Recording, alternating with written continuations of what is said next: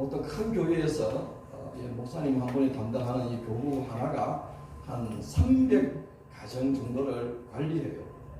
그래서 봄과 가을철에 집중적으로 신방이 시작이 됩니다. 주로 봄 신방 때는 가정 중심으로 신방을 하고요. 이 가을이 되면은 구역 중심으로 신방이 됩니다.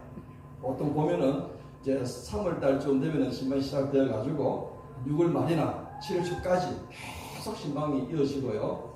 가을에는 한 9월부터 해가지고 한 11월 때까지 1년 내내 신방을 그냥 시작으로 신방으로 끝나요. 그런데 지금은 좀 우리가 신방하기가 좀 어려운 이 환경이지 않습니까? 첫 번째는 집에 사람이 없죠. 거의 다 해본다 우리 일을 하러 나가시기 때문에 사람이 별로 없고요. 두 번째는 이 아파트가 신방하기 굉장히 어려운 그런 방식이 되어버렸어요. 옛날에는 그죠? 거의 이렇게 아파트 입구는 그냥 바로 그냥 이렇게 통과됩니다. 막지 않아요. 그리고 현관에도 좋은 아파트 외에는 보통 아파트는 현관에도 관리하는 분들이 안 계십니다. 그래서 쉽게 신방이 가능한데 지금은 굉장히 어렵습니다. 전부터 막아버리죠. 그래서 뭐 호실을 얘기하고 또 이렇게 서명하고 또 들어가서 또 들어가는 입구 도움에 보면 또 이렇게 확인 누려야 되는 그런 또 번호가 있죠. 신방이 굉장히 어려워져 버렸습니다.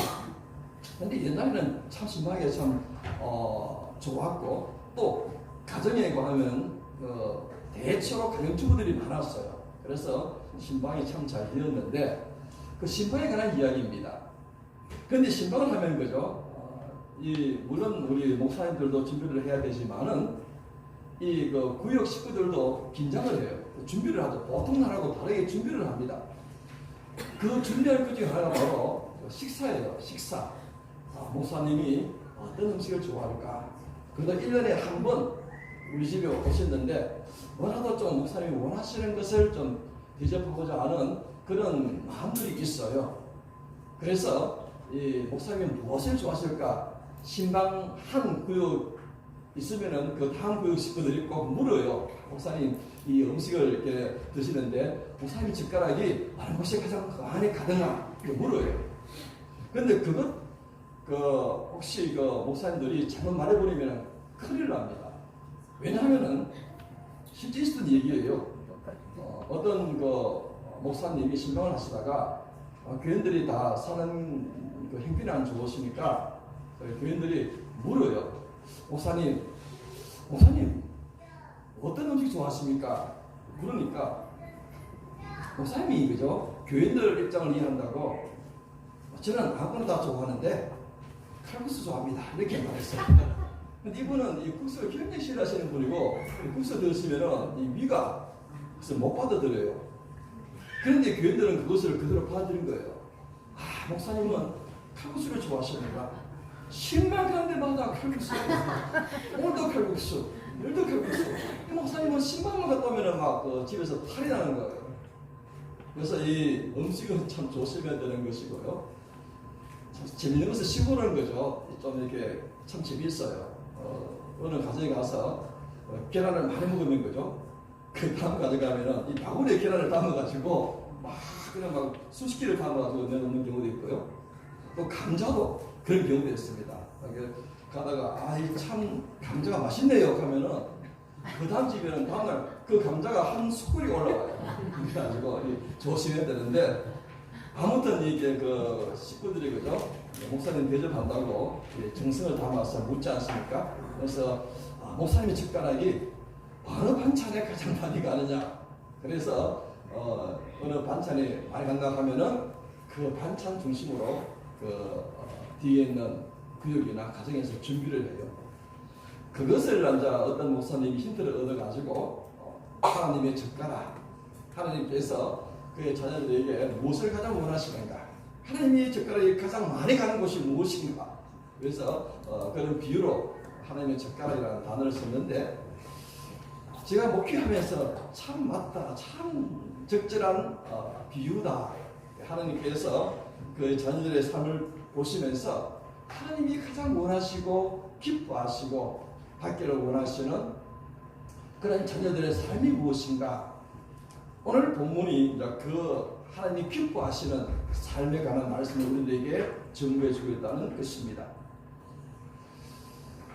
이 로마서 12장 1절은 굉장히 중요한 장이죠. 왜냐하면 로마서란 이 위대한 하나님의 말씀의 책이 두 부분으로 나누어지는데요. 1장부터 11장까지가 교리에 관한 말씀입니다. 어떤 교리인가? 복음에 관한 것이죠. 복음이 왜 중요한가?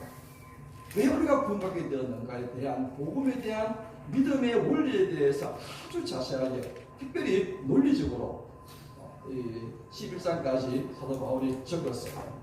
그리고 12장부터 마지막 장까지는 이제 하나님의 그 백성으로 어떻게 살 것인가에 관한 말씀이 12장부터 이어지는데요. 오늘 읽었던 1절, 2절은 하나님의 백성의 삶의 총론이라고 말할 수 있습니다. 사실 1절, 2절을 설명하기 위하여서 이제 3절부터 끝장까지가 이어지고 있다고 보시면 되는 것이죠. 굉장히 중요한 말씀이죠. 자, 12장 1절을 보시면은 첫 번째 시작하는 단어가 어떤 단어로 시작됩니까? 보십시오. 보시면은 로마서 12장 1절의 첫 단어가 뭐예요? 그러므로. 그럼 이 그러므로라는 이 단어는 굉장히 중요한 의미를 담고 있죠.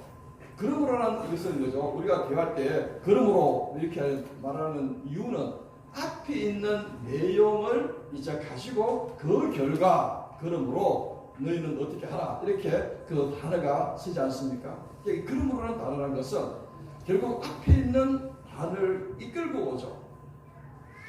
그럼 우리가 앞에 있는 이 로마서 1장부터 11장, 특별히 11장 마지막 절은 어떻게 끝날 것인가? 그것을 우리가 봄으로써 그러므로가 이어질 수밖에 없다는 사실이죠. 읽지 않았지만은 로마서 11장 33절부터 36절을 보시는 거죠. 복음에 관한 말씀을 하신 후에 결론이에요. 믿음의 결론입니다.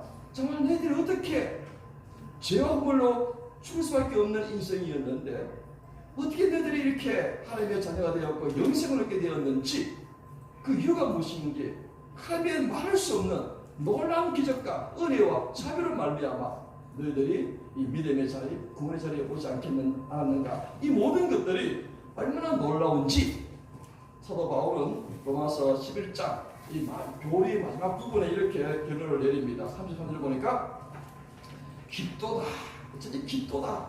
하나님의 지혜와 지식의 풍성함이요 그의 판단은 헤아리지 못할 것이며 그의 길은 찾지 못할 것이로다. 누가 주의 마음을 알았느냐? 누가 그의 모사가 되었느냐? 누가 주께 먼저 들여서 갚으심을 받겠느냐? 이는 만물이 주에게서 나오고 주로 말미암고 주에게로 돌아가리라. 그에게 영광이 세세에 있을지어다. 아멘. 그러고 난 다음에 12장 1절이 그러므로 형제들아 내가 하나님의 모든 자비하심으로 너를 권하노니 이렇게 되어 있죠.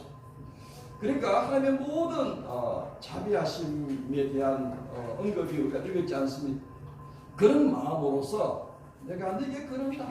하나님의 젓가락 하나님께서 무엇을 가장 원하시는가? 기뻐하시는가? 너희들을 향하여서 하나님께서 가장 기뻐하시는 삶이 무엇인가? 그것을 우리들에게 말씀해 주시는 것입니다. 여기에서도 바울이 그러므로 형제들아 하나님의 모든 자비하심으로 너희를 권한다. 하나님의 모든 자비하심, 하나님의 모든 자비하심의 의미를 여러분 이해하시겠습니까? 파악하시겠습니까? 저는 다는 안 했지만은 하나님의 모든 자비하심을 한 세 가지로 정의를 드리고 싶어요. 첫 번째는 하나님의 끝까지 인내하심. 오늘의 인생은 그죠? 흉내를 낼 수가 있죠. 그러나 어느 누구도 끝까지 인내할 수가 없습니다. 그러나 하나님의 인내하심은 끝까지 인내하심이요. 그 증거가 무엇인가? 여러분이 그 증거입니다. 여러분이 이 자리에 나오셨던 것은 하나님의 끝까지 인내하심이 없었더라면 절대로 여러분 이 자리에 앉을 수가 없다는 사실이죠. 두 번째는 하나님의 끝까지의 사랑하시는 것. 여러분 우리가 좀 인내할 수가 있어요. 좀 인내심이 강한 분들은 좀 더 오래 인내할 수가 있죠. 그러나 인내를 한다 할지라도 내가 정말로 힘든 어떤 일을 단다거나 나이가 상처를 받으면 그죠? 인내는 할지언정 사랑은 하기가 쉽지가 않습니다. 그러나 예수님은 끝까지 인내하실 뿐만 아니라 끝까지 사랑하신 분이라는 것이죠. 물론 이 이야기는 뭐 사실인지 아닌지는 몰라요. 전설로 내려온 이야기입니다. 전설로 내려온 이야기예요. 이렇게 들으시기 바랍니다. 예수님께서 십자가에 달리실 때에 예수님의 마지막 죽음을 확인하기 위하여서 로마 병사가 창으로 예수님의 몸을 찌르지 않았습니까? 그때 예수님 몸에서 나온 것이 피와 물이 나왔죠. 그런데 이 전설의 이야기는 이렇습니다. 그 로마 병사의 그 모습을 얘기하면서 그 예수님을 찌른 로마 병사는 애꾸눈이었더라. 애꾸눈 병사가 찔렀어요.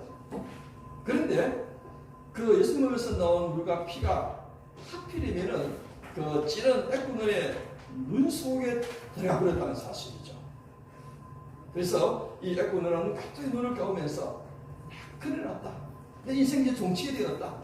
내가 예수님을 내가 미워서 찔렸는데 그 예수님의 그 몸에서 나온 물과 피가 나를 저주하여서 내 눈을 한눈밖에 못 쓰는 눈조차도 나를 이제 애꾸눈 둘 다 이제 눈을 못 쓰게 했구나.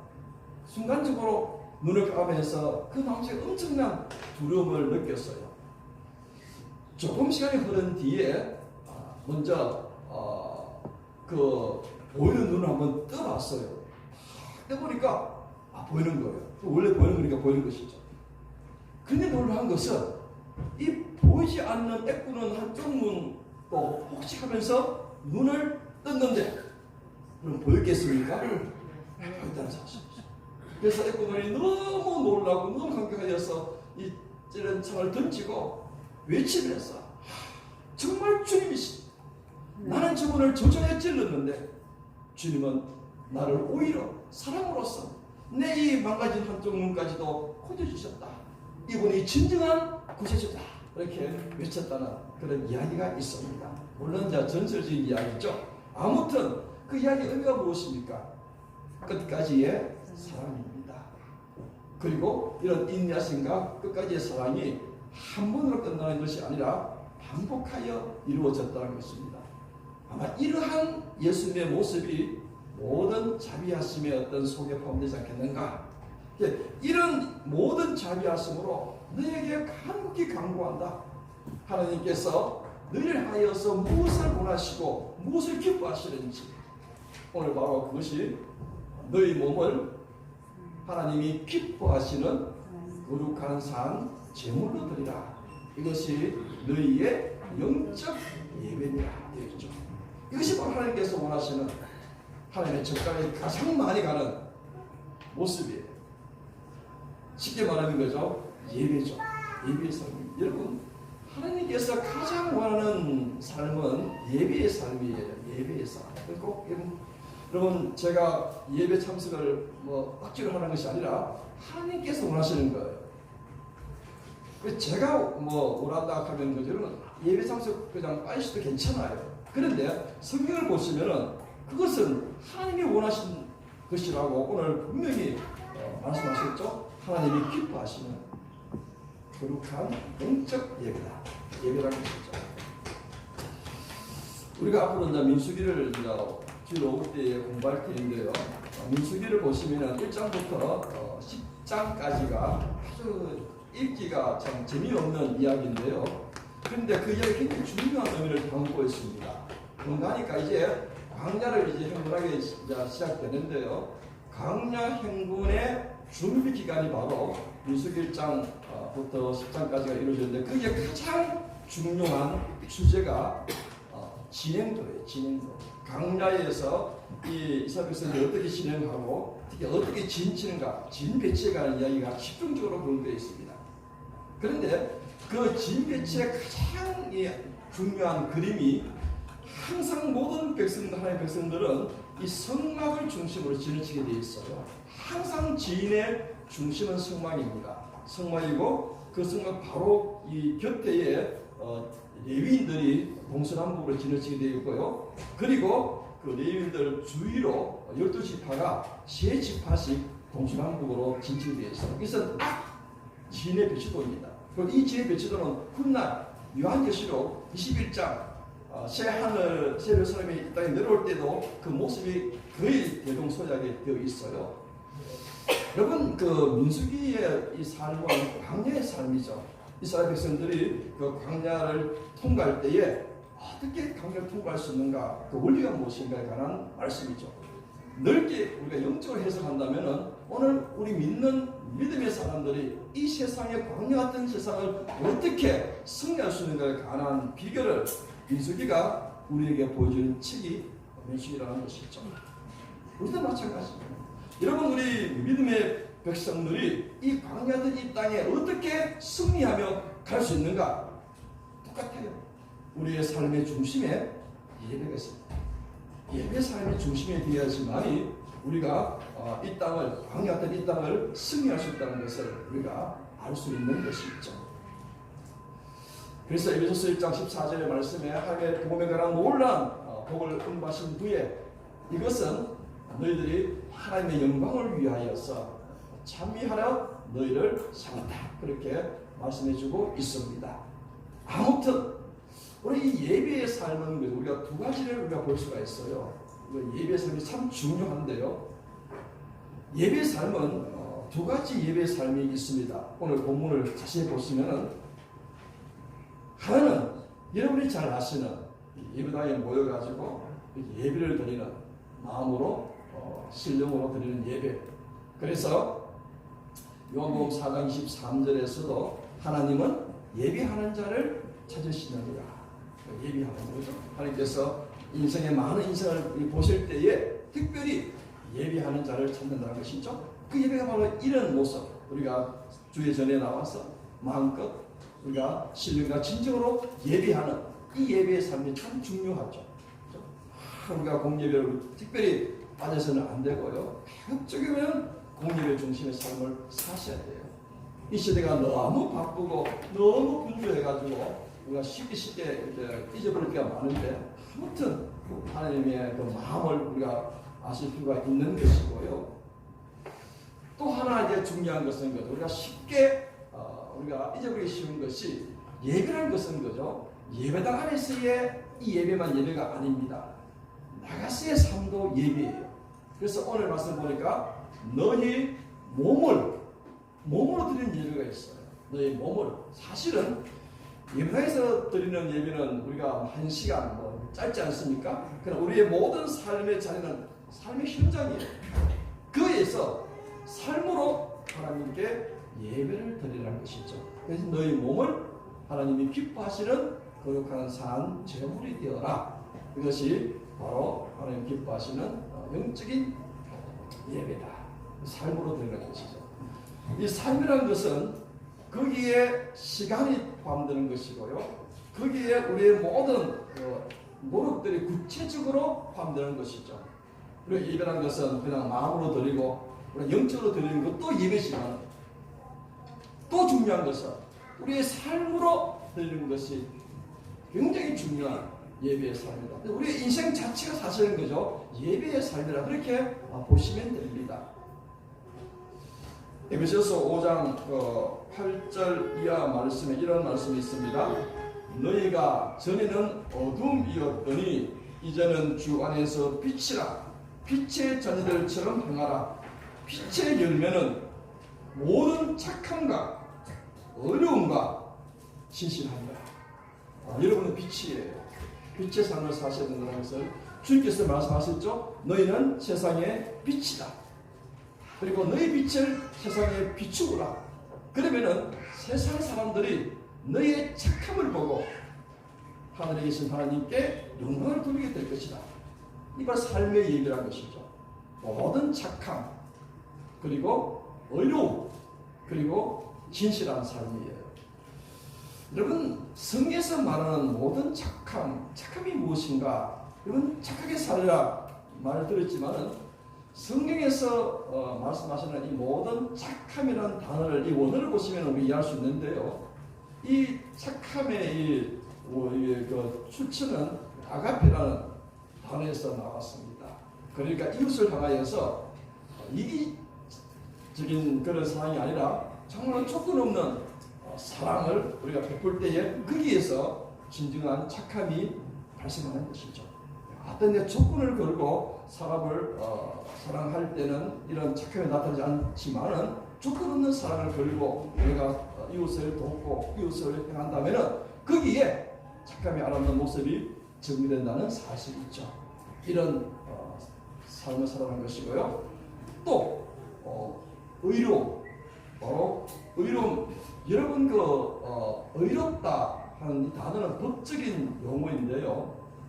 성경 로마서 1장 18절에 보니까 이 의로움의 반대는 뭐겠어요? 불이겠죠.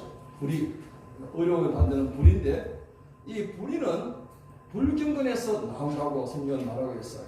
그러니까 의로운 삶은 바로 경건한 삶이에요. 하나님을 향하여서 경건한 삶을 산다면은 그런 의로운 삶을 살 수 있다는 것이고요. 그리고 진실함은 거짓이 없는 투명한 삶을 말하는 것이죠. 여러분 혹시 그 코리텐 붐이라는 여사 이야기를 읽어보셨습니까? 그 전기를 읽어보시면은 그 코리텐 붐 여사 아버지가 독실한 그리스도인이에요. 어릴 때 코리텐 붐 에게 늘 말하기를 코리아, 별명이 콜이거든요. 코리아. 하나님께서 돈은 필요하신 대로 너에게 채워주신다. 이렇게 너의 인생이 돈을 따라가는 삶에 살지 말고 하나님을 기쁘시게 하는 삶을 살라. 그렇게 말했어요. 이 바로 진실함이죠. 투명한 삶이죠. 이것이 바로 모든 착함과 어려움과 진실된 이런 삶이 바로 무엇이에요? 바로 삶으로 드리는 예배예요. 그래야지만이 우리가 예배당에서 드리는 예배와 삶으로 드리는 예배가 일치하는 거예요. 하나님께서는 그것을 가장 기뻐하시는 영적인 예배라. 하나님의 젓가락은 그쪽으로 가신다는 사실이죠. 우리가 그저 이 땅을 살면서 이런 삶을 우리가 산다면은 우리가 사실은 부담은 좀 있죠. 믿음의 길은 부담이 없는 아주 홀쭉한 길은 아닙니다. 주님께서도 말씀하셨죠. 누구든지 나를 따라오려거든 자기를 부인하고 자기 십자가를 지요. 그럼 십자가를 지셔야 돼요. 그래서 주의 길을 따르는 것은 어떨 때는 힘이 들 때도 있습니다. 그러나 그 속에는 기쁨이 있는 것이죠. 주님께서도 마태복음 11장 30절 보니까요. 내 짐은 그렇죠. 내 짐은 어떻게 해요? 가볍다는 것이죠. 네, 우리가 주님의 길을 따를 때는 거룩한 부담감이 있어요. 그러나 기뻐요. 그러나 그 짐은 가벼워요. 제가 어느 선교사님의 설교지에서 이야기를 들을 때에 참 맞다 하는 얘기를 제가 읽으면서 끄떡인 적이 있습니다. 무엇인가니까 이 선교사님이 선교지에 가니까 여러분 지금이야 이제 우리가 겨울가를 잘 우리가 보지 못하죠. 다 그냥 독개를 해버렸으니까 지 어릴 때는 거죠. 시골 가면은 이 겨울가 물이 많이 있었어요. 항상 시골 그 집 앞에 가면은 이 앞에는 늘 앞에나 뒤나 옆에나 겨울이 있었어요. 물이 항상 흘러내렸어요. 이 물들이 그죠. 이 비가 오면은 굉장히 물살이 세어진 것을 볼 수 있습니다. 그래서 마찬가지로 이 선교사님이 간 선교지에도 그죠. 앞에 큰 겨울이 있는데 그 겨울가가 있는데 굉장히 물살이 세워요. 그래서 그냥 이렇게 건너면은 그 빠른 물살 때문에 몸이 이렇게 균형을 못 잡아서 이렇게 밀려서 잘 떠내려가서 건너가는 경우가 많아요. 그래서 힘들죠, 건너기가. 그런데 이 원주민들은 그죠. 그 겨울을 건너는데 너무 쉽게 직선으로 바로 건너가는 거예요. 참 신기하다. 어떻게 저 빠른 물살을 헤치고 건너갈까? 가만히 보니까 이유가 있었다는 것이죠. 이유가 뭔가 하니까 이 원주민들이 건너갈 때 그죠? 머리에다가 큰 돌을 하나씩 이고 건너가요. 큰 돌을 하나씩 이고. 그러니까 이 돌 무게 때문에 이 무게가 무거워가지고 그 물살이 그 돌 무게로 인하여서 그 사람을 이렇게 밀게 못 가는 거예요. 무게 때문에. 그래서 이 원주민들이 건너갈 때마다 머리에 돌을 이고 건너가는 거 바로 직선으로 건너가는 것을 보면서